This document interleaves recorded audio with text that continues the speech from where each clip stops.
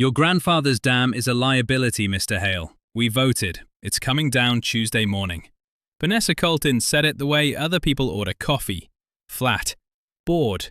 Already finished with me. She had a clipboard hugged to her chest like a shield, a cream-coloured blazer that cost more than my truck payment, and a white Mercedes G-Wagon idling behind her with the AC running so the leather seats wouldn't get warm while she ruined my family. 90 years. That's how long my grandfather's stone dam had held back the spring thaw for this whole valley. 14 feet of granite block and hand-mixed mortar, built in 1931 by a man with a mule team and no engineering degree. Just good sense and a fear of what the river could do if nobody respected it. $2.6 million. That's the number I didn't know yet. The number sitting in a folder on Vanessa Colton's desk. The number that explained why a dam that had never failed once, not in the drought of 54, not in the flood of 78, was suddenly, urgently a liability that had to come down before spring runoff. By the time the thaw came, Vanessa Colton would lose more than a kayak run. She'd lose a courtroom, a career, and every dollar of that $2.6 million she thought she'd already banked. But that's getting ahead of things.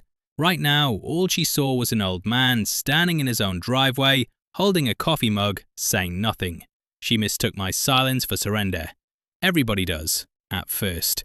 What she didn't know, what none of them knew, was that the water running through that valley didn't belong to the county, and it didn't belong to the homeowners association, and it shouldn't belong to whatever developer had bought her a G-Wagon and a story about restoring the natural channel.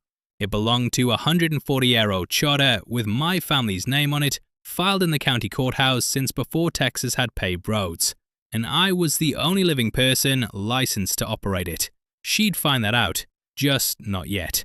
If you're watching this from somewhere the snow still melts into a river every spring, you already know what a thaw can do to people who think they've tamed it. Drop a comment and tell me where you're watching from, and tell me if it was your grandfather's dam they blew up for a sponsorship deal, what would you have done first? Because I'll tell you exactly what I did. I didn't yell, I didn't threaten, I got out my phone and I started the timer. It read 2:47 p.m.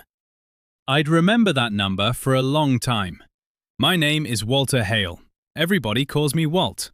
I'm 64 years old, and for 31 of those years I worked for the Texas Water Development Board as a licensed hydrologist, which is a fancy way of saying I spent my career reading rivers the way other men read the newspaper, figuring out where the water wanted to go before it decided to go there anyway.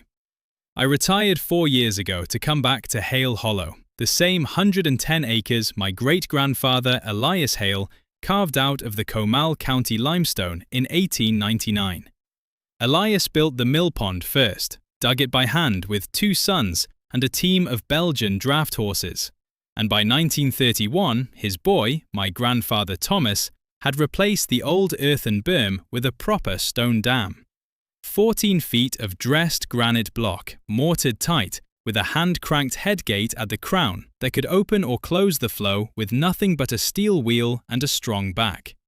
That dam didn't just make a pretty pond for the mill.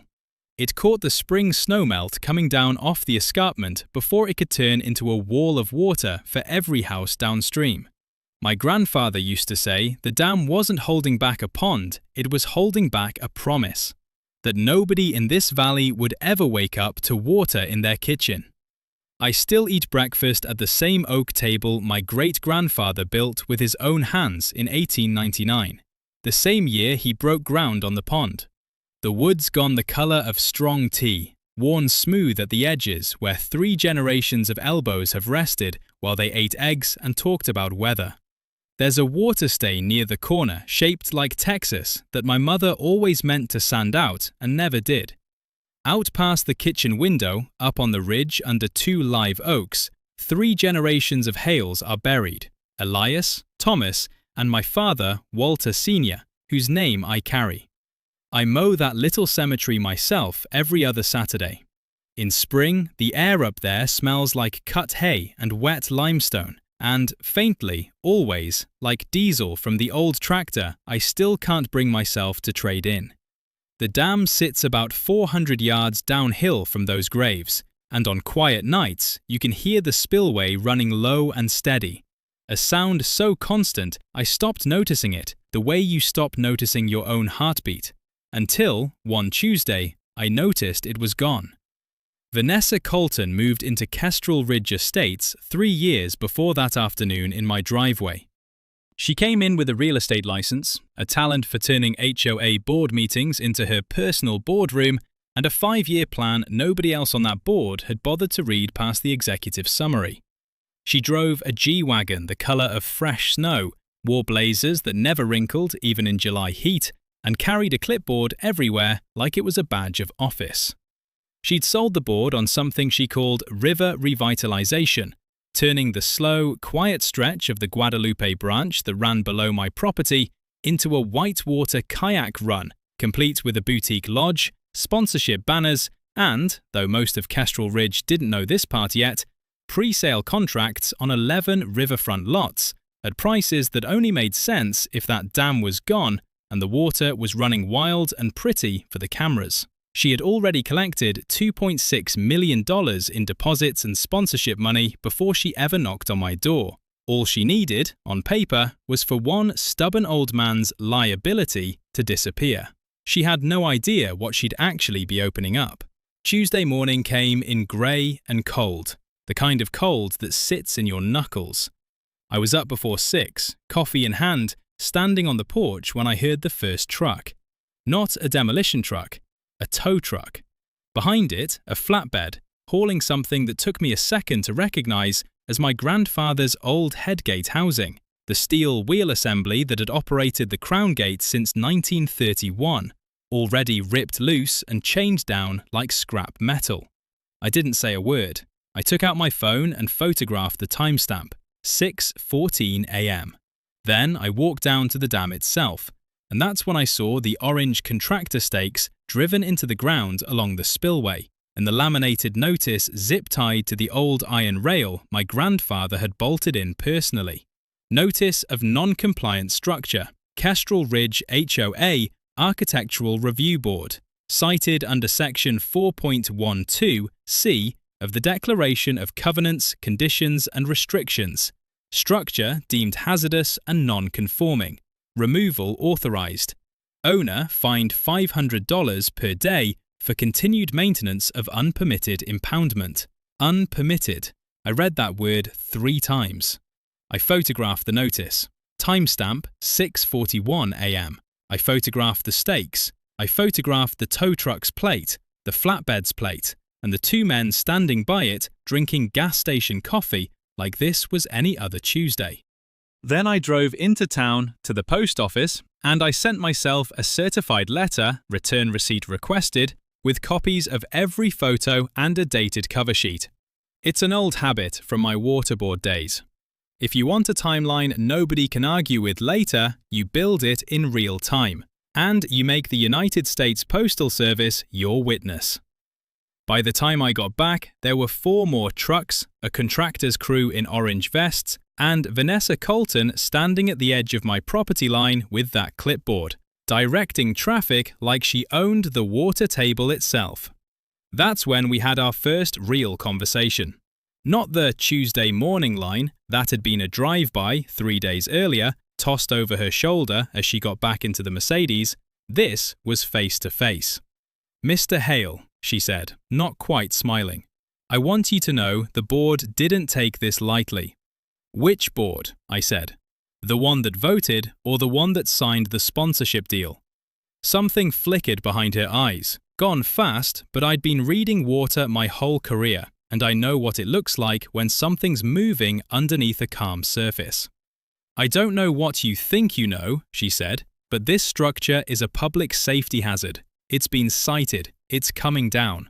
You're welcome to appeal to the board at the next general meeting, which is in 6 weeks. 6 weeks. After the demolition. After the Thaw would already be running. "You understand," I said, keeping my voice level, the way you talk to a spooked horse, "that dam isn't part of the HOA common area. It's on my deeded land. It predates your covenants by 61 years. The river isn't your land, Mr. Hale," she said, and for the first time she smiled, small and satisfied. The river belongs to everyone. We're just helping it remember that. I didn't argue. I've learned that arguing with somebody who's already made up her mind just gives her something to quote later, out of context, at a meeting you weren't invited to. So I said nothing. I turned my phone sideways and I filmed the crew setting the first charges along the spillway wall. Small charges, controlled, the kind you'd use to open a channel, not the kind you'd use if you actually cared about natural restoration. At 11:52 a.m., they blew the first section. The sound was wrong. Not a boom, a crack, sharp and short, then a long, groaning collapse, as 90 years of mortar gave way all at once, and 400,000 gallons of pond water went from held to loose in about 11 seconds. I watched 100 years of my family's engineering turn to rubble and runoff in less time than it takes to boil an egg. I filmed all of it, every second. Then I drove straight to the county clerk's office and requested certified copies of every deed, easement and water record attached to Hale Hollow going back to 1899. If they wanted to talk about what was unpermitted, I intended to make sure the record was airtight before I said another word in public. That night, I couldn't sleep, so I did what I always do when my head's too loud. I went through paper. Boxes of it actually, stacked in the hall closet since my father passed. Deeds, survey plats, a few crumbling ledgers from Elias Hale's original mill operation. My wife used to tease me about keeping all of it. I told her a man never knows which piece of paper is going to matter someday. Turns out she was right to tease, and I was right to keep it. Buried in a leather portfolio between a 1931 mill inspection report and a faded photograph of my grandfather standing proud next to his freshly poured headgate, I found it. A document folded in thirds, water-stained at the corner, typed on paper so old it had gone the color of weak tea. Texas Water Rights Adjudication, Guadalupe River Basin, filed 1899, amended 1931. A charter, not a permit, a charter, granted under the old riparian doctrine before the state moved to a permit system, naming Elias Hale and his heirs and assigns as sole licensed operator of the impoundment and headgate at what the document called Hale's Millpond, so named. It had never been revoked. It had never expired. Under Texas Water Code Section 11.121 and the grandfather provisions preserved when the state modernized its water law in the 1960s, a certificated pre-1900 water right doesn't just vanish because nobody read the fine print in 90 years. I sat at that oak table until nearly 3 in the morning with that charter spread out under the kitchen light, and I understood, for the first time, that Vanessa Colton hadn't just blown up a stone wall. She'd blown up a legal document she never bothered to look for. The water in that channel, every gallon of it, from the headgate down through what she was calling her kayak run, flowed under a license that had my family's name on it and nobody else's. That should have been enough to feel like winning. It wasn't, not yet, because 2 days later, I learned exactly how much money was riding on that channel staying open and pretty, and who else was about to get hurt if I didn't move carefully. Her name was Dorothy Vance, 78 years old, widow of an Army combat engineer, oxygen line trailing from a little green tank she pulled behind her like a loyal dog. She lived 2 lots down from the demolition site, in the house her husband built after Korea, and she'd been on the wrong end of Vanessa Colton's clipboard longer than I had. I found her sitting on her porch the morning after the blast, staring at a fresh HOA violation notice taped to her railing, cited for unsightly medical equipment storage, which turned out to mean the oxygen concentrator humming quietly by her back door. "They want me gone," she told me, not bitter, just tired, the oxygen line hissing soft between words. "Vanessa's been telling the board my lot's the last piece she needs for the resort parking. Ray built this house himself, you know, poured the slab in '61. I asked her, careful, whether she'd heard anything about money, sponsorships, pre-sales, contracts. She had, more than I expected. Dorothy had spent 40 years as a bookkeeper before she retired, and she still balanced her own checkbook to the penny. She'd noticed the HOA's special assessment for Riverwalk improvements didn't match the numbers in the newsletter, not by a wide margin, and she'd made the mistake of asking about it at a board meeting. 2 weeks later came the violation notice about her oxygen tank. I looked at her sitting there, tethered to a machine that kept her breathing, threatened with fines for the crime of asking a question, and something in me that had been calm and procedural since Tuesday morning went very quiet and very cold. I still didn't raise my voice. I still didn't threaten anybody, but I started making calls. The first call was to Marcus Webb, a friend from my waterboard days who'd moved over to the state controller's office. I didn't tell him everything. Just asked him, casual as I could manage, whether pre-sale deposits on unbuilt riverfront lots had to be escrowed under Texas law, and what happened when a homeowners association got involved in soliciting them. Depends who's collecting, Marcus said. If it's a licensed developer, there's disclosure requirements, escrow rules, the whole Chapter 5 rigmarole. If it's an HOA board president collecting deposits and calling it community improvement contributions instead of a real estate transaction, he paused. Walt, that's how people end up in front of a grand jury. I sat with that for a while after we hung up. The second call was to Dorothy's niece, a woman named Carol who lived up in Austin and who Dorothy said handled her aunt's paperwork when things got complicated. Carol didn't waste time being polite. She's tried 3 times to get Aunt Dorothy declared a nuisance, Carol told me, voice tight over the phone. First it was the oxygen tank, then it was her cat, said it wasn't on the approved pet registry, if you can believe that. Now it's the mailbox post, says it's the wrong shade of green. Every single time, right after Aunt Dot asks a question at a meeting. Does your aunt have copies of the notices, the meeting minutes? She keeps everything in a shoebox by the door. 40 years of bookkeeping, Walt. She doesn't throw away a receipt. That shoebox, it turned out, was worth more than gold. I drove over to Dorothy's place that afternoon, and she made instant coffee in a chipped mug shaped like a sunflower, her hands a little unsteady, but her mind sharp as a tack. She spread the contents of that shoebox across her kitchen table, a table with a linoleum top, nothing like my oak one, but just as covered in the residue of a life lived carefully. Here, she said, tapping a newsletter dated 18 months back. Special assessment, $400 a lot for Riverwalk improvements and community amenity development. 91 lots in this HOA, you do the math. I did. $36,400 collected from ordinary homeowners on top of whatever Vanessa Colton was pulling in from the developer directly.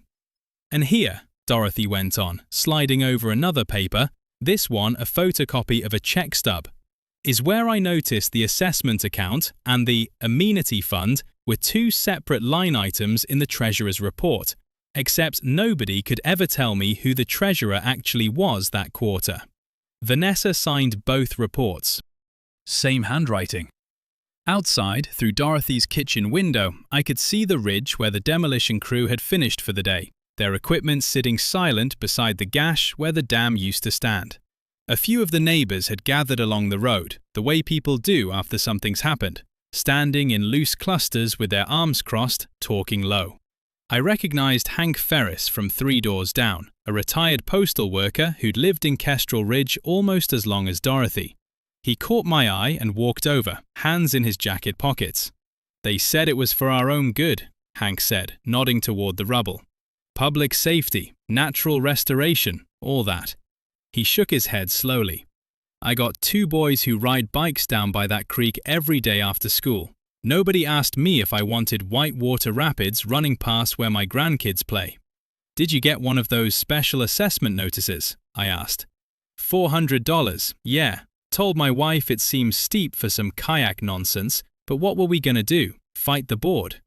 I looked at Dorothy's shoebox, at Marcus's warning about grand juries, at Hank's tired shrug, and I thought about my grandfather standing at that headgate 60 years ago, believing he'd built something that would protect people long after he was gone. You might not have to fight them much longer, I said, and I meant it as comfort, though I still didn't know exactly how the next part would unfold. I just knew, driving home past the ruined spillway in the fading light, that whatever Vanessa Colton thought she'd finished on Tuesday morning, she'd only just started something she couldn't stop. The days after that conversation on Dorothy's porch fell into a rhythm I recognized from 30 years of fieldwork, the rhythm of building a case before anyone official ever asks you to. I drove to the Texas Commission on Environmental Quality Regional Office in New Braunfels and requested the full permitting history for any modification to Hale's Millpond Dam or the channel below it. There wasn't one, no permit application, no environmental assessment, no notice filed under 30 Texas Administrative Code Section 299, which governs dam safety modifications for any impoundment over 6 feet, and my grandfather's dam, even in ruins, had stood 14. Blowing it up without state authorization wasn't just rude to a dead man's legacy. It was, on paper, a Class B misdemeanor at minimum, and depending on downstream damages, a felony under Texas Water Code Section 11.081. I got a certified copy of that blank permit history, filed it in a growing accordion folder I'd started keeping in my truck right next to the water charter. Then I called the county sheriff's office, not to file a complaint, not yet, but to ask, politely, whether a deputy could do a routine public safety check of the demolition site given the unpermitted status. Sheriff Beltavish and I had known each other 20 years, since back when I used to brief his predecessor on flood modeling for the county's emergency plan. He didn't ask too many questions, he just said he'd send someone by. That's how Deputy Renata Cruz ended up parked at the edge of the old Millpond access road on a Thursday afternoon, notebook out, when Vanessa Colton's construction crew showed up to finish clearing debris from the spillway, work that required, under the very covenants Vanessa loved to quote at me, a completed Architectural Review Board site inspection before any additional grading. No inspection had been requested. No inspection had happened. Deputy Cruz noted the timestamp in her own book, 1:15 p.m. I stood off to the side, coffee in hand, saying nothing, filming from a respectful distance the way I'd learned to during my waterboard years. Back when utility companies used to accuse each other of tampering with gauges, and you needed footage nobody could argue with in a hearing room. Vanessa arrived at 1:40 in the G-Wagon, dust kicking up behind those white tires, and I watched her face change when she saw the sheriff's cruiser. "This is a private community matter," she told Deputy Cruz. Clipboard already out, voice pitched for an audience. "There's no need for county involvement." "Ma'am, I got a call about unpermitted demolition work near a state-regulated impoundment," Cruz said, calm as still water. "I'm just documenting." Vanessa smiled a smile I was starting to recognize, the one that meant she thought she still held every card. "Document away. This land's been a hazard for decades. We're doing the county a favor." I said nothing. I let the deputy's body cam do the talking. That should have been the end of it for the day. It wasn't. 3 days later, on a Sunday morning, I got a call from Carol, Dorothy's niece, her voice tight and fast in a way that told me before she said a word that something had gone wrong. "Aunt Dot's oxygen concentrator got unplugged," Carol said. "Somebody came into her carport overnight and unplugged it from the outlet and disconnected the backup tank valve. She woke up gasping. Neighbor heard her banging on the wall, called an ambulance." I was in my truck before Carol finished the sentence. Dorothy was already home from the hospital by the time I got there. Stable, the paramedics had gotten to her fast enough, but shaken in a way I hadn't seen in her before. Her hands trembling around that sunflower mug, like the coffee inside was the only warm, steady thing left in her world. "I don't lock that carport," she told me, voice thin. "Never had a reason to. 40 years in this house." I walked out to the carport myself. The outlet cover was hanging open on its hinge, scuffed like someone had pried at it in a hurry, and mounted above the garage, angled just right, was a motion sensor porch light Ray Vance had installed back in the 90s, the kind with a small built-in camera that Carol had upgraded 2 years back so she could check on her aunt remotely from Austin. Carol pulled the footage that afternoon on her laptop, and we watched it together at Dorothy's kitchen table, the three of us silent, the linoleum cold under my boots. 2:12 a.m. A figure in a dark jacket, hood up, moving quick and low across the carport, gloved hands working at the outlet, then at the tank valve. The face never turned fully toward the camera, but at 2:13, a set of headlights across the street clicked on briefly. someone's motion-activated driveway light, and caught, just for a second and a half, the reflective HOA parking permit sticker on the rear windshield of a car idling at the curb. A car with a personalized plate, KOLTON1. I sat back in my chair. Dorothy's hand found mine across the table, cold and papery, and gripping harder than I expected from a woman who'd just been in an ambulance 2 days before. "That's attempted," Carol started, and couldn't finish the sentence. "Under Texas Penal Code, Section 22.04, I said quietly, injury to an elderly individual. That's a felony if it's shown to be reckless or intentional, and tampering with medical equipment relied on for life support, that's not a covenant violation. That's not an HOA matter at all anymore." I didn't call the sheriff that night. I know how that sounds. But I'd learned something in 31 years reading rivers. You don't dam up the evidence before you've mapped exactly where you want it to flow. Instead, I called Marcus Webb again, and then a lawyer he recommended, a sharp, quiet woman named Priya Anand, who specialized in water rights and, as it turned out, had handled 2 prior HOA fraud cases for the county. I gave her everything: the charter, the blank TCEQ permit file, Dorothy's shoebox of assessment notices, and now, carefully preserved on 3 separate backed-up drives, the carport footage with its timestamp and partial plate. "Don't confront her yet," Priya told me. "Everything you have right now is worth 10 times more if it comes out all at once, in front of the right people, instead of leaking out piece by piece where she can spin it." So, I waited. I fixed my grandfather's old surveying transit in the barn, cleaned the lens, and I walked the length of the ruined dam every morning at the same hour, 6:40, documenting the erosion pattern developing exactly where I expected it to, right down the center of the restored natural channel Vanessa's crew had blasted clear. I photographed the grading marks. I photographed the orange construction stakes, still marking 11 pre-sale riverfront lots. Lots that, according to county records Priya pulled, had never actually been platted or approved for residential construction at all. Meanwhile, deputy crews kept a quiet log of every unpermitted vehicle and piece of equipment that came near the Millpond site, at my polite, repeated request for routine safety monitoring, a request Sheriff Tavish was more than happy to approve once I mentioned, carefully, unofficially, that a felony charge might eventually be connected to the property. I sent Vanessa Colton 1 letter, just 1, certified, return receipt requested, the way I'd learned from my very first photograph on that first Tuesday morning. It didn't threaten her, it didn't mention Dorothy, or the footage, or the charter.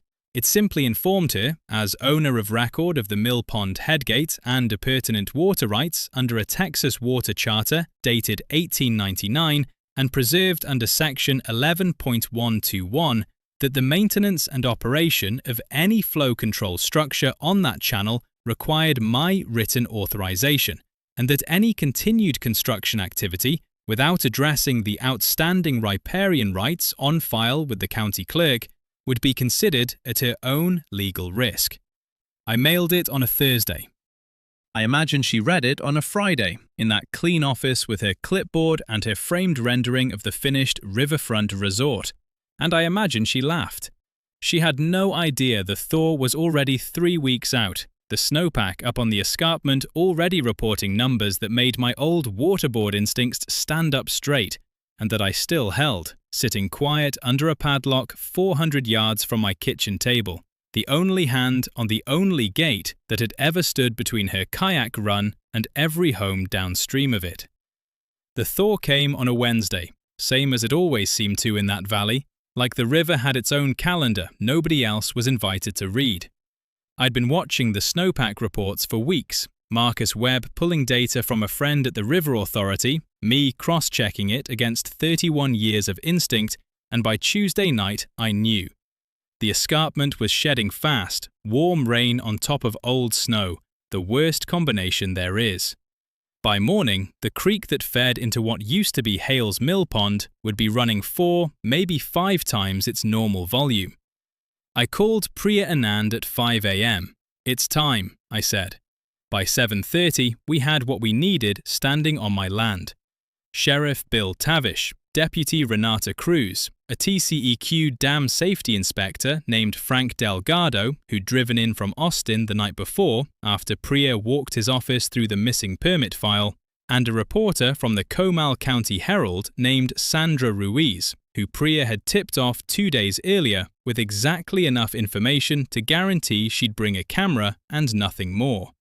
And Dorothy Vance, wrapped in a wool coat, oxygen tank rolling beside her, sitting in a folding chair Carol had set up at the edge of my property line, because Dorothy had told me, flat out, I did not survive 40 years of Ray's cooking and 1 attempted murder to miss this. I stood at the head gate, what was left of it, the crown structure still intact even though the spillway walls had been dynamited away, because my grandfather built that gate assembly separate from the dam face for exactly this kind of situation, a failsafe within a failsafe.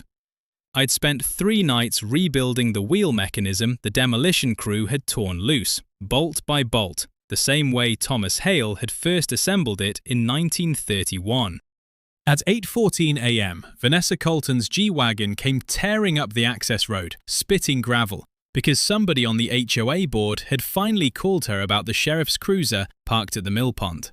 She got out already talking. "This is private, Sheriff. I don't know what he's told you, but this man has no authority over county drainage." "Miss Colton?" Frank Delgado stepped forward, holding a folder of his own. "I'm a state dam safety inspector. I need to ask you some questions about the removal of a 14-foot impoundment structure without a permit filing under Title 30, Chapter 299. That structure was condemned by the HOA Architectural Board. An HOA board," Priya said, stepping up beside me, "has no jurisdiction to authorize demolition of a state-chartered water control structure, Miss Colton. Mr. Hale's family has held an adjudicated water right on this channel since 1899, recertified in 1931. That right was never transferred, never lapsed, and never included your organization."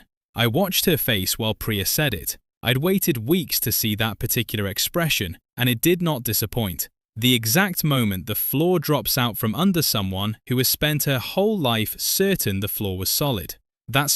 There's no record of that, Vanessa said, but her voice had lost its clipboard confidence. "There's a certified copy at the county clerk's office," I said, and I finally let myself speak directly to her for the first time since that first morning in my driveway. "Files the same week your great-great-grandfather was probably still learning to walk, Miss Colton. My grandfather never signed your covenants because he never needed to.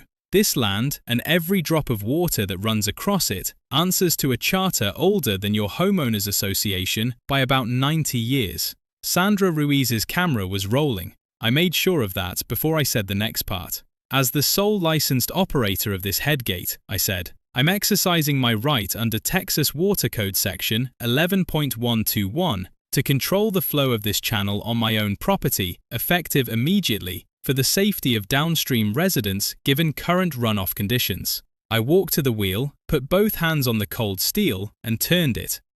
The gate groaned open the way it hadn't in 3 generations, and the full force of the swollen creek, every gallon that Vanessa Colton's crew had spent a month clearing a pretty, wide, unobstructed channel for, surged directly down the exact course they'd blasted clean for their kayak run.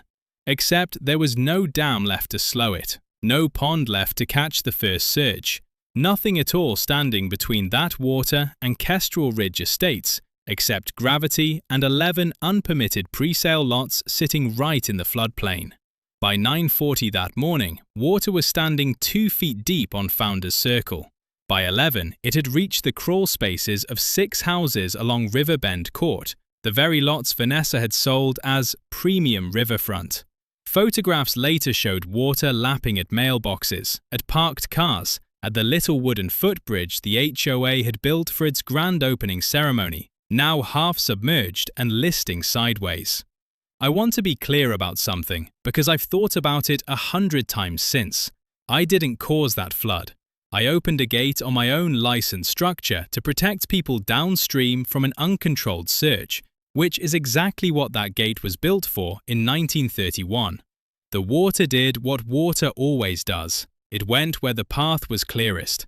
Vanessa Colton's crew had spent a month making sure that path led straight through the neighborhood she'd sold as a resort.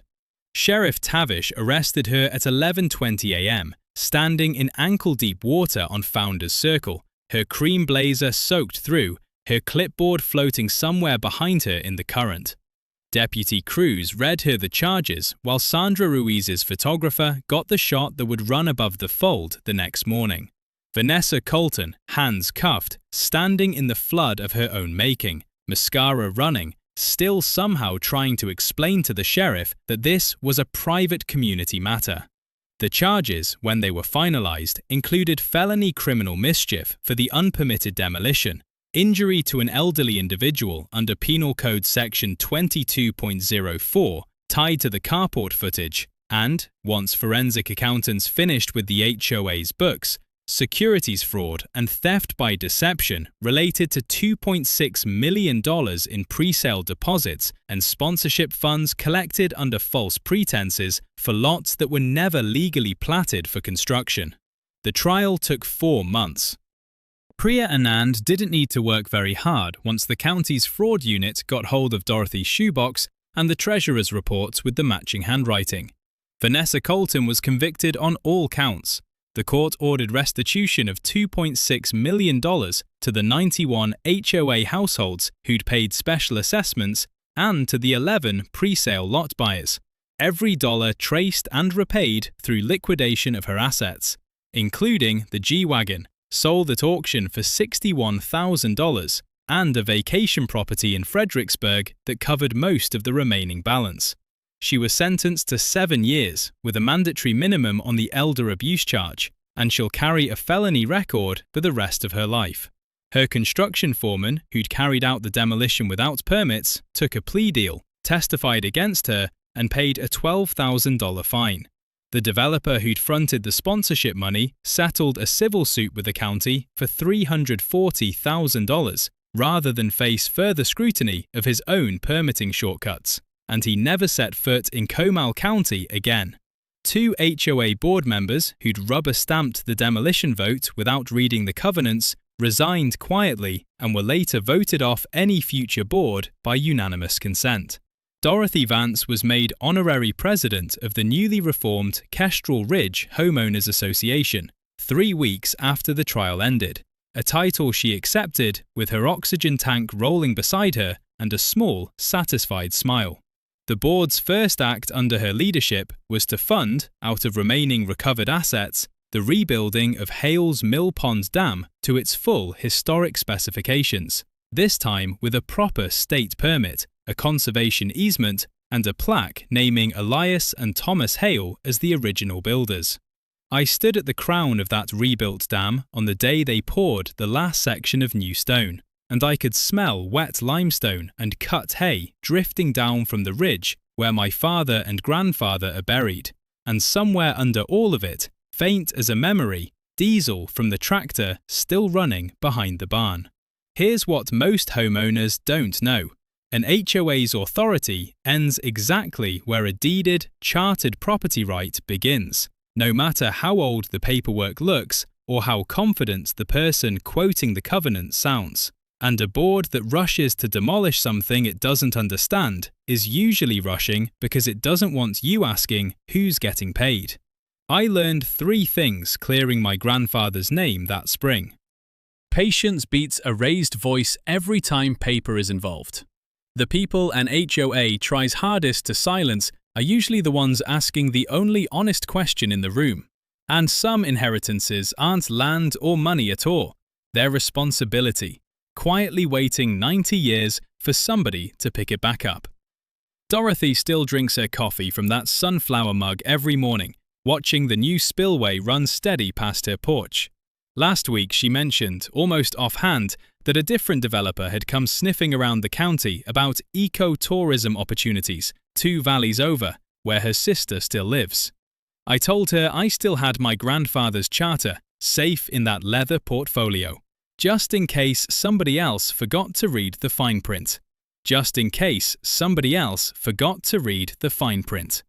Dorothy laughed at that, a real laugh, not the tired, thin sound she'd had in the weeks right after the flood.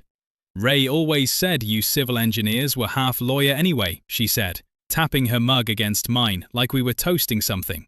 "Should have charged you both by the hour." The following Saturday, the whole valley turned out for what Dorothy insisted on calling a dedication, though it was really just folding tables in the grass, a borrowed sound system, and Hank Ferris grilling more hot dogs than any reasonable neighborhood could eat. His 2 boys were down at the water's edge, skipping stones off the new stone facing, and Hank stood watching them with his arms crossed the way he had that first evening by the rubble, except now his shoulders weren't so tight. "Feels different," he told me, handing me a paper plate I hadn't asked for. "Watching them down there used to make my stomach turn a little after everything." "Dam's rated for a 100-year flood now," I said. "Delgado signed off on it personally. Your boys are safer at that creek than they've ever been." "That's not what I meant." He watched the water a second longer. "I mean, it feels different knowing somebody's actually watching out for it. For real, not just some name on a covenant nobody reads." I didn't have much to say to that, so I just nodded, the way men do when a compliment lands somewhere they're not quite ready to hold on to out loud. Sandra Ruiz came by with her photographer, not for a story this time, she said, just to see the place finished. She stood a long while at the plaque bolted into the new stone, Elias Hale, 1899, Thomas Hale, 1931. Rebuilt in their name, 2024, and asked if she could quote me for a follow-up piece the paper was running on HOA reform bills moving through the state legislature. "Only if you spell Hale right," I told her. "Folks around here have had enough trouble with paperwork." She laughed, wrote it down anyway, and asked one more question before she left. "Any regrets, Mr. Hale, looking back on all of it?" I thought about that longer than she probably expected. I thought about the certified letters, the nights at the kitchen table with the charter spread out under bad lighting, Dorothy's hand cold and gripping mine over that footage. I thought about how close it had come to going differently if the porch light across the street hadn't caught those headlights at just the right second. "I regret it took a flood to make people read the deed restrictions they signed," I said finally. "I don't regret opening that gate." She nodded like she understood, and maybe she did. That evening, after everyone had gone home and the folding tables were stacked back in Hank's truck bed, I walked up to the ridge under the 2 live oaks, the way I do most evenings now. The grass was cut short, the stones clean, and the evening light came down gold and slow across 3 names: Elias, Thomas, and my father, Walter Sr. "Well," I said out loud, the way I sometimes do up there, not embarrassed about it anymore. "Held up another year." Down below, the spillway ran steady, that same sound I'd grown up not noticing until the day it disappeared. Cut hay, wet limestone, and somewhere under it all, diesel drifting up faint from the barn. I thought about Dorothy's sister, 2 valleys over, and the developer sniffing around her town with promises about ecotourism and natural restoration. I thought about how many other charters like mine were sitting forgotten in leather portfolios across this state, waiting for somebody to need them. I figured I'd be making a phone call before long.